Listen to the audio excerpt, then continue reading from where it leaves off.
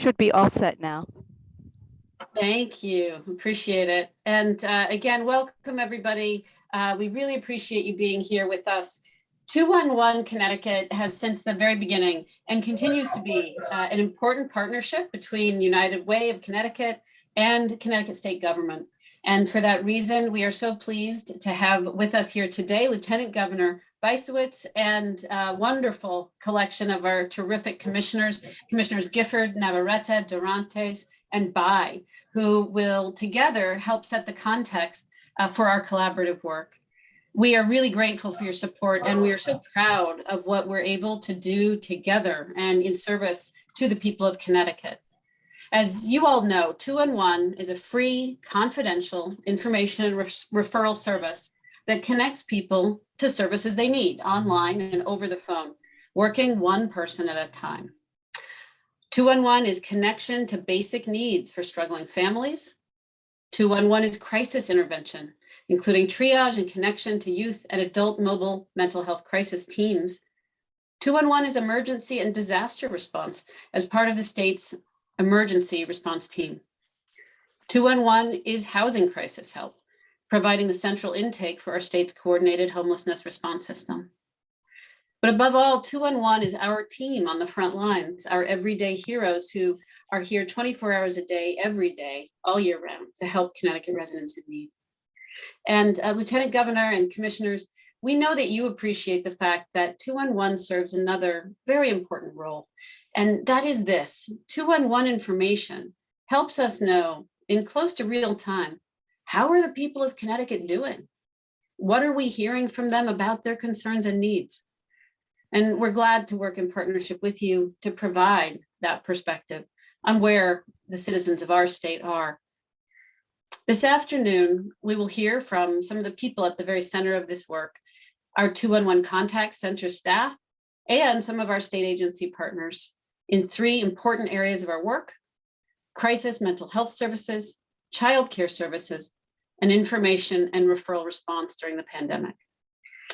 Just before we begin, I do want to call out specifically to two incredible and dynamic leaders who have truly built our 211 system: Tanya Barrett, who is our Senior Vice President for 211 Health and Human Services, and Sherry Sutera, who is our Senior Vice President of Childcare. I want to thank them for their vision, their path forging, their team building. They really have built our 211 systems. And I also want to thank our finance, IT, human resources, and communication teams for their essential support to make possible our important work as 211 Connecticut. Lastly, I want to shout out to Connecticut's local United Ways, who are also partners in this effort. Thank you again for being here, Lieutenant Governor, distinguished commissioners, and we know we have a tight program. So I know we'll do our best to allow for everybody here to speak their part, and then we'll close up, we hope, with the governor when he joins. And with that, I'd like to introduce Lieutenant Governor Susan Bysiewicz. Lisa, thank you so much for having me, and I'm so pleased to be here to say thank you to amazing heroes who are on the front lines during the pandemic, but every day. And it's so important that the people of our state and our 211 heroes know how important the role they played was during the pandemic, and as we come out of it, continues to be. 211 was there to provide so much support. Where do I go to get tested? What do I do if I need support because I have COVID and I can't be around my family? I need food. I'm homeless. I'm having a mental health crisis. A family member's having a mental health crisis. These are huge issues that our 211 workers helped with every day. And what is just amazing, just to try to give you the magnitude of the help that 211 provided, there were over 3 million visits to the 211 website. There were help with more than 2.1 million online and calls about where to go for testing. There were 2.8 million online visits and calls about vaccinations. There were 125,000 crisis calls. And put aside all the crises that we've talked about, mental health or where to go to get tested, put aside all those healthcare things. Then there was childcare. How do I get childcare during the pandemic? And how do I know that my child is developing in a healthy and age-appropriate way? There's 211. 211 has done so much, is doing so much during the pandemic and beyond. Constituents call me and say, hey, I need this. Where should I go? 211 was at the top of my mind and at the top of the minds of the people of Connecticut. So thank you to everyone, to the leaders of 211, but most especially to the people who were taking the calls and helping people when they needed it the most, and literally when it was a matter of life and death. So the governor and I are so very grateful. I'm so privileged to be here. Lisa, the governor and I were a little bit upset when you said you were going to go, but when you said you were leaving our administration to go to 211, we said, well, okay, we get that. And so we're so proud of you and happy you're there. And thanks for having me. Thank you so much, Lieutenant Governor. And you have been such a great supporter, lifting up important work, including the event you were kind enough to do with us to kick off Suicide Prevention Week. Such an important event. So thank you for that. With that, I have the honor to introduce Commissioner Deidre Gifford, who is our Commissioner of Social Services, as well as Senior Advisor to Governor Lamont on Human Services. Thank you, Lieutenant Governor, and take it away, Commissioner Gifford. Thank you, Lisa. Very nice to be with you today to celebrate the good work of 211 Connecticut, and also to celebrate the great partnership between the state of Connecticut and 211, as you mentioned. The Department of Social Services, and before we were called DSS, our forerunner agency, has worked in partnership with United Way of Connecticut to build 211 since way back in 1976. Here I graduated high school, it's been a while. We are extremely proud of this partnership and what it has meant to the people of Connecticut. And the Lieutenant Governor just gave a beautiful overview of what that has been recently. 211 Connecticut now includes a database of more than 4,000 community-based providers, offering more than 40,000 programs to support Connecticut residents when they call. Whether that's housing support, help with food or utility assistance, to health and crisis intervention, 211 is there, as you said, to provide information and help Connecticut residents 24 hours a day, 7 days a week, all year round, and able to provide support in more than 240 languages. Back in 1998, since 1998, 211 has worked with DSS and other partners on our Husky program, of which we are extremely proud. The professional information and referral that you provided was key to getting that program off the ground and building it into one of the leading Medicaid and CHIP programs in the country.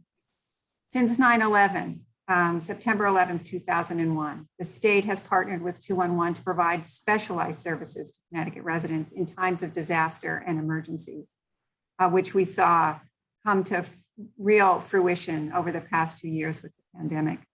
The governor's cold weather protocol that he invokes from time to time literally saves lives when people need to get to shelter fast, and that depends greatly on the services of 211.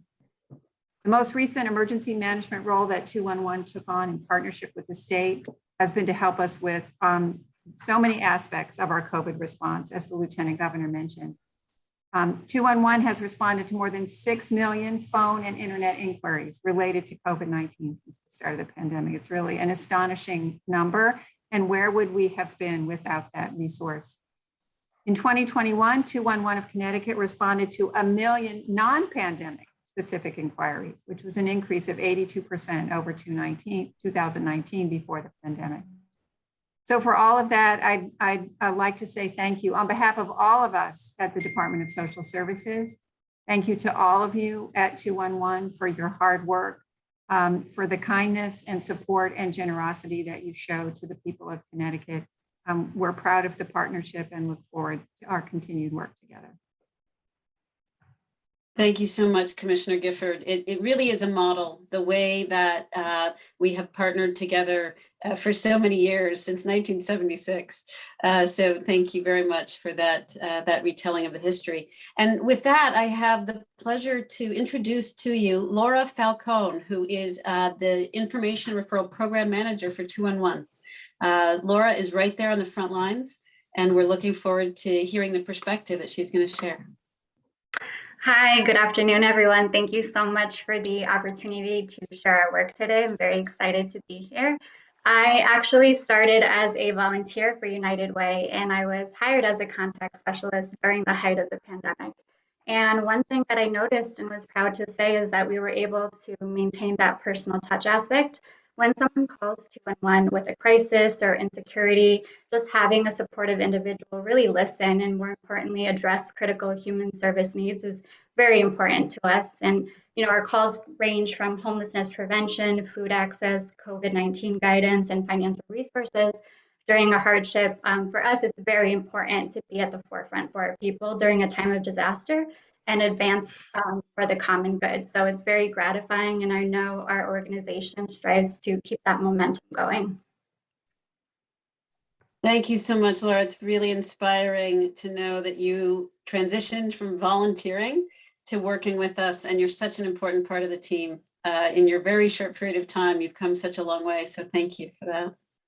Thank you.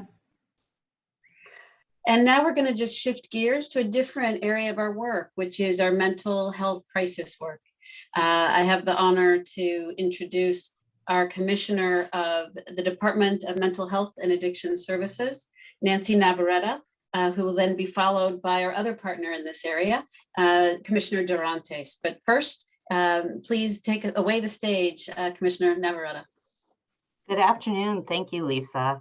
It's really been since 2015 that DMHAS has been pleased to provide resources and partner with United Way 211 Connecticut to offer suicide prevention support. We're so proud to collaborate on the National Suicide Prevention Line, which in July of this year will become the new centralized 988 line, designated as the universal phone, text, and chat number for individuals experiencing a mental health crisis. It's very exciting, and it's a national effort.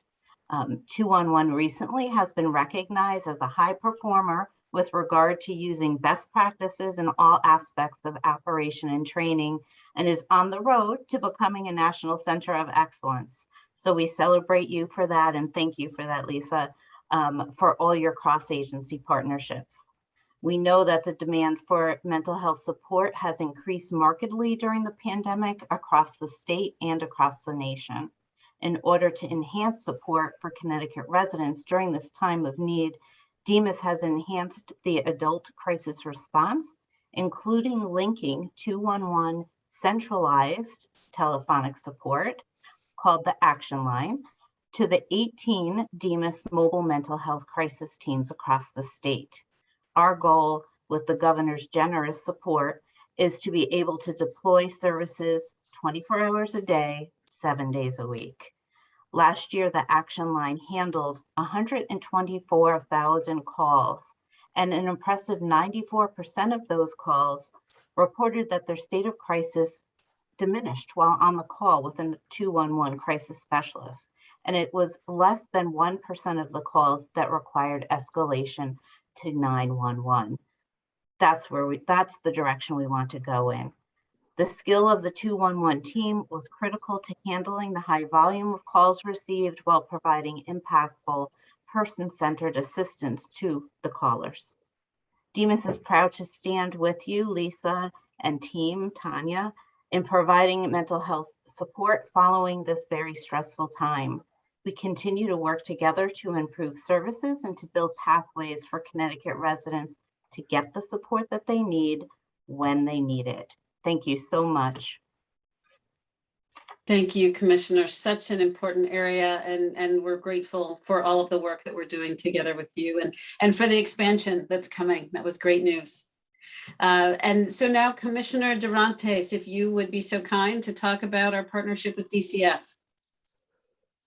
Absolutely. I'm so grateful to go after my partner in government, Commissioner Navarretta, because we often think about the lifespan of understanding mental health and crisis when citizens are struggling. And we know that 211 was right on the forefront of responding and linking and providing resources in a very creative, innovative, and nimble and flexible way. We are so happy to have been able to partner with you since 2012 for emergency mobile psych services for kids and young people. We have 6 providers who work diligently with your wonderful staff of folks who have answered the call, literally answered over 13,000 calls involving youth in crisis. We could not be more happy and more proud to be a part of an administration, the Lamont Bysiewicz administration, that encourages us to have partnerships, not only across other sister state agencies, but the 3 branches of government, and of course, these public-private partnerships. We would not have been able to do as well as we did throughout the pandemic were it not for our partners at 211 United Way. We are so excited to celebrate 211 Day, and we know that those 13,000 calls saved lives. Similarly to my partner at DMHAS, you all only had to refer 3% of those calls to 911, which tells me that your wonderful operators and your workforce deserve a way round of applause because they were able to de-escalate those situations at a time when people were in most need. So we are so grateful to continue this partnership for years to come. And I wouldn't have missed this day for the world. Thanks so much, Lisa. Thank you so much for being here, and thank you for your energy and spirit of innovation. The work that we're doing together with DCF and with DMHAS in this area is some of the most important work that we are doing. So thank you both. And with that, I have the pleasure to introduce to you Sarah.Camerota, who is our program manager of the 211 Mobile Crisis Intervention Services team. So Sarah, please offer to us your perspective. Hi everybody, my name is Sarah.Camerota, and thank you so much for all of those wonderful accolades. I am the program manager for crisis services here at Connecticut 211. As Lisa mentioned, we are the mental health crisis lines statewide for both adult and youth services. We are also the national suicide prevention line provider for the state. So we serve children as young as toddlers, adults as old as 100. I mean, whatever people need, we really serve. When people in Connecticut are experiencing a crisis situation, or they have a neighbor or a friend or a loved one in distress, they can call us. What works so well is that someone goes ahead and dials the youth or adult crisis line or the NSPL line, and we serve as the entry point to get people directly connected to a mobile crisis clinician if people need that. We can provide a full list of mental health or substance misuse resources, and we can provide telephonic support. It means we can show up for people in the state in a really meaningful way. I'm extremely proud of the work that we do here in Connecticut, and it is very unique. We are very much a one-stop shop for the crisis needs of our communities. You know, we help people in every aspect. We help people, we help family members, we help friends, we help the individual themselves. If providers call, if police officers call, we really help everybody. And a great thing about what we do is we don't define the crisis for people. We really allow the caller to define their own. People are often nervous to call a crisis line because maybe what I have to say, maybe it's not enough of a crisis. No, You define your crisis. People define their own crisis. Whatever people are experiencing in their lives, it is important. It could be basic needs, mental health, substance use, interpersonal issues, domestic violence, anything that's causing people distress. And, I really want to talk for a second about why it is that I personally do what I do. It's always been very important to me to really be able to serve individuals who can't necessarily advocate for themselves, can't really provide for themselves, especially in a crisis situation. We are part of a team that is providing increased access to mental health crisis services to the most disenfranchised members of our mental health community, who maybe aren't necessarily always able to advocate for themselves during their time of crisis. For me personally, having a part in serving members of our community in that way feels like some of the most meaningful work that I'll ever do. I'm proud to say that I'm part of this team. I'm even more proud of our staff who give their all in answering the crisis lines every day. They truly care about the individuals that they're serving. So thank you for that. And I do want to share that I was approached by someone that I know who had had a crisis with her own teenage daughter and had used our services through DCF to find help. And the relief that she expressed at being able to connect to those services, it was moving. It was really moving. It reminded us of how important it is, whether it's a teenager or a child or a single adult facing a crisis and is alone and can find that help over the phone.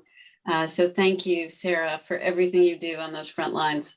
We really appreciate it. Next, we'd like to talk with you for a moment about the really important area of childcare. During the pandemic, I think we have really seen this issue rise to the surface in a very important way. And the great news is that we have a terrific commissioner who is leading the charge in Connecticut in this important area, in Commissioner Beth Bye. So Commissioner Bye, would you offer a few thoughts on Sure. the Office of Early Childhood? Sure. Thank you, Lisa. How great to be here to celebrate 211 Day. You could hear from my fellow commissioners. Vannessa says, my partners in government. They are our partners in government, and so are you. It's really is a Lamont hallmark to develop public-private partnerships and to have partnership across agencies. And I thought you just did stuff for us. I know that's not true, but I do know how much you do for us. And Lisa, you're part of those unified command calls, so you hear how many agencies rely on 211 to help us communicate, make referrals, so many important pieces. And certainly childcare was one of those super important pieces during the pandemic. And from the earliest days, when we didn't know what was going to happen next, but we knew our first responders needed childcare, you set up a special phone line so first responders could access childcare. And then later on, you were willing to set up another special phone line for grocery workers who were really struggling to find childcare. And your caseworkers were so helpful to these parents who really were in a difficult position. They were great responders. But that's like just a beginning. I could actually take up an hour, but I'm going to try to be very quick and just to gauge the scale of what you do for us. Last year, there were almost 120,000 inquiries about childcare.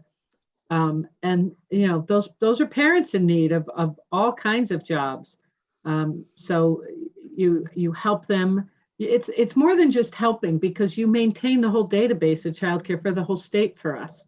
I can remember, I go back to the late 80s with 211, and I remember Helene Allisberg, who was really my mentor, just was determined that if we could get an organization with all this information, it would help providers and it would help families. And it's really, you've really made that come true. But more than just finding childcare, much like the other commissioners talked about, you help families navigate who need help. If a parent's worried about their child's development, what's worse than that? What's harder than that? And Connecticut is a birthplace of Help Me Grow, where parents who are worried about their children can call.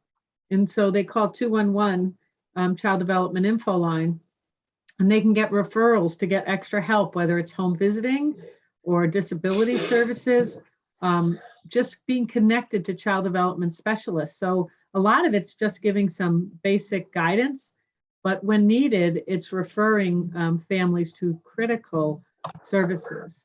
And just this year, Lisa, we were together at the rollout of Sparkler, which is an app-based, just parents can just go on their phone and fill out a survey about their child, answer some simple questions, and figure out if they need supports as well. It connects right into Help Me Grow to help those families access supports as they need them. This is a first in the country, and we absolutely could not have done it with you.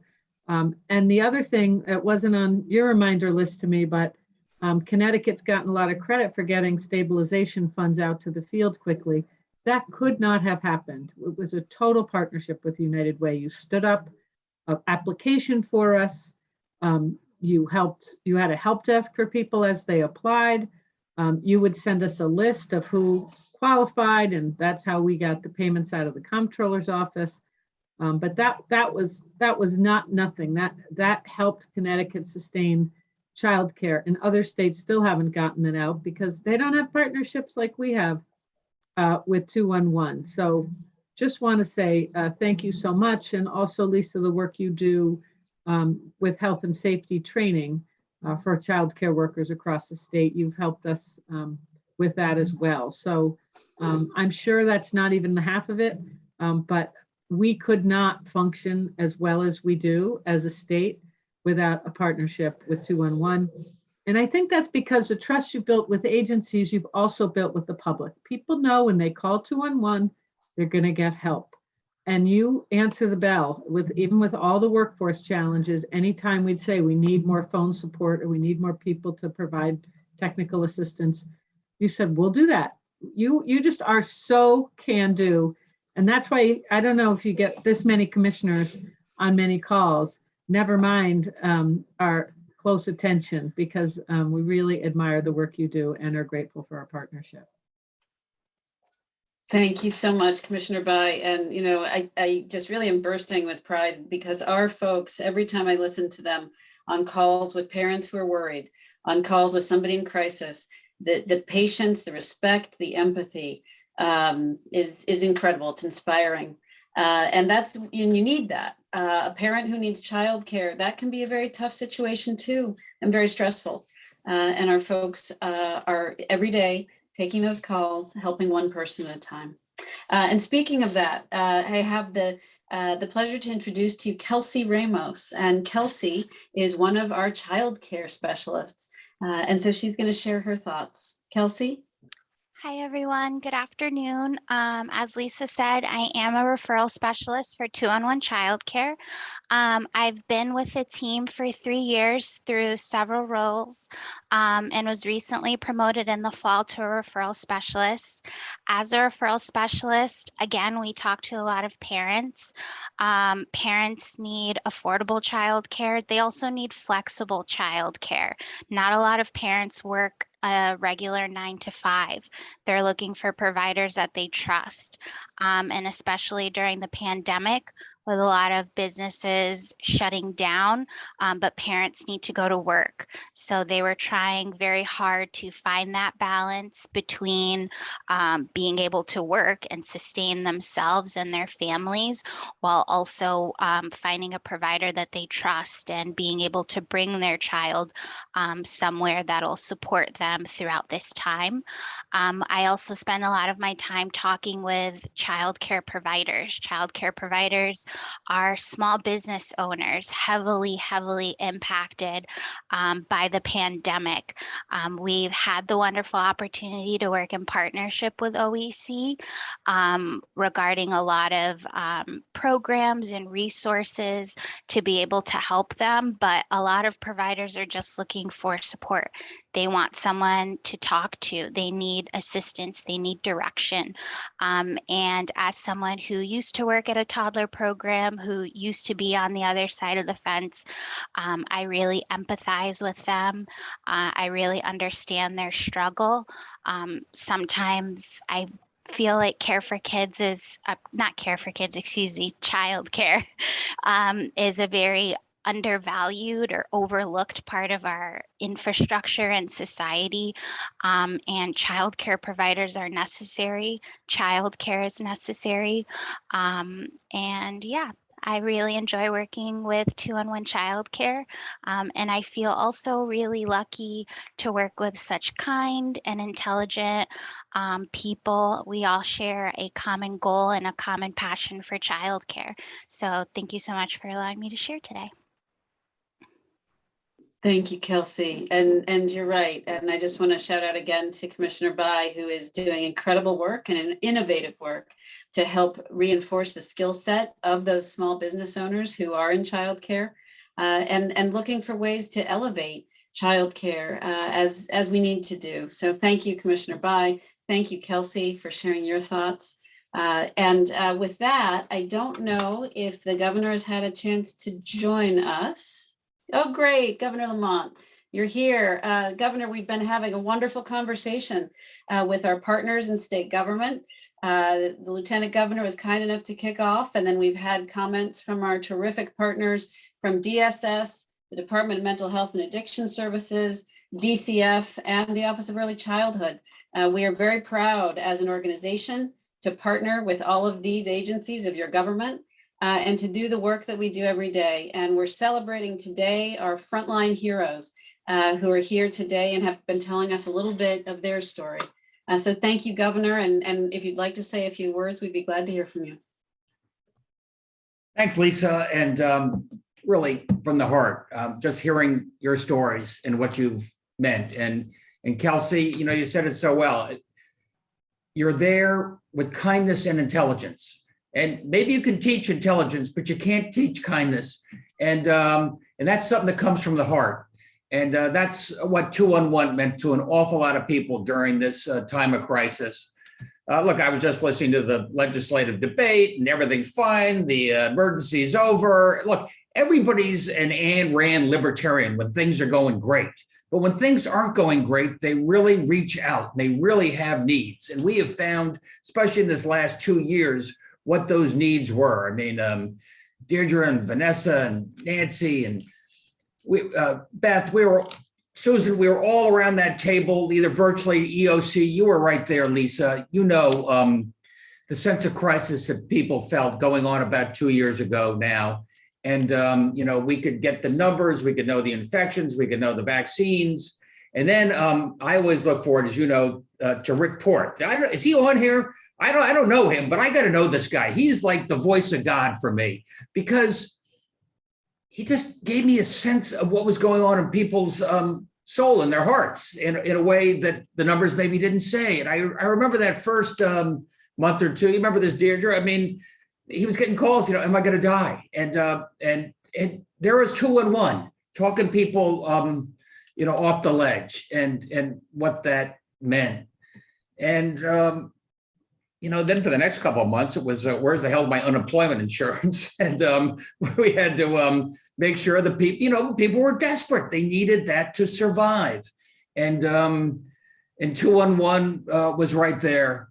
And then, you know, then Rick started saying the calls started coming in from younger folks and young people who are just desperately alone. You know, for us, it's quarantined and we watched Netflix, but a lot of young people were totally isolated and totally alone.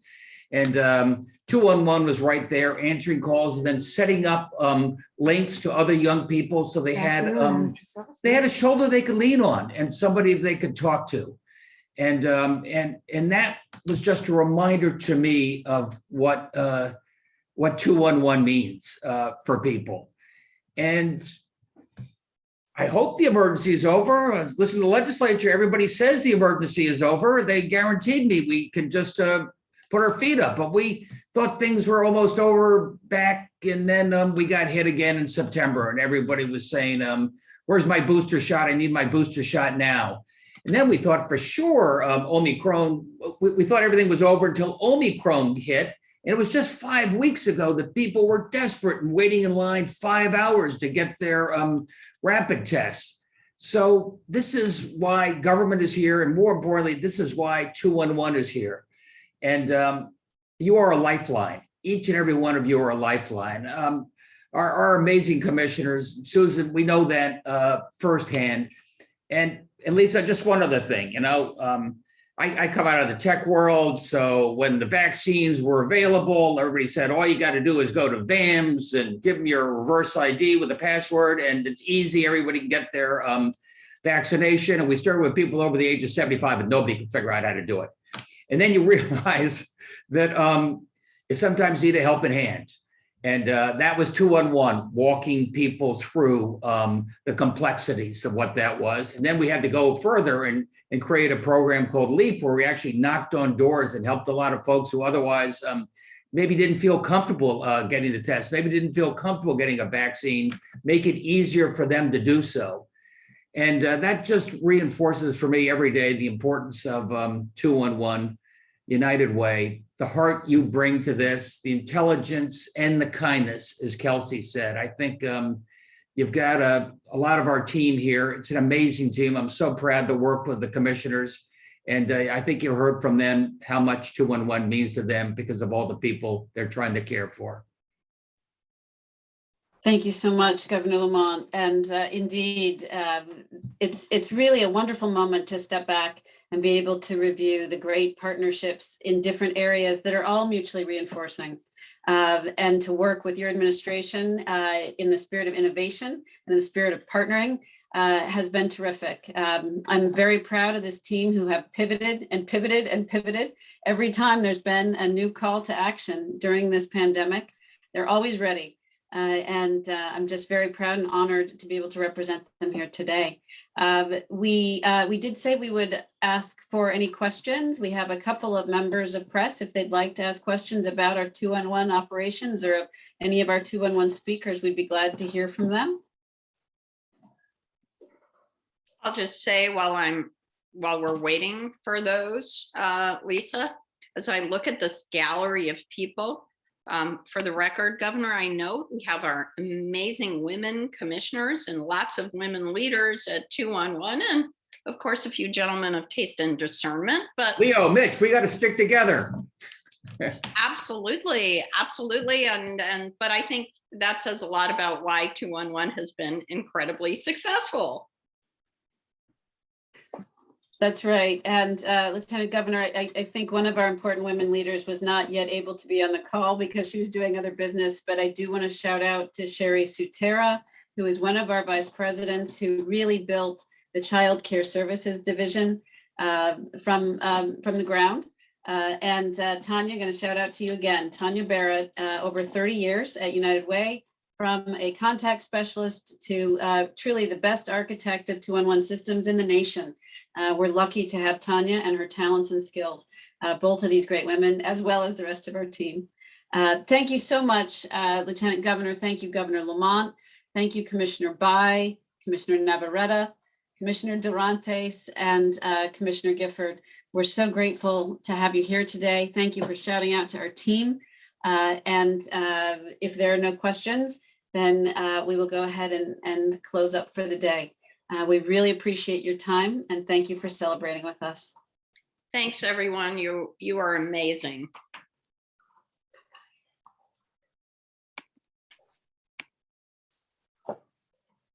Thank you.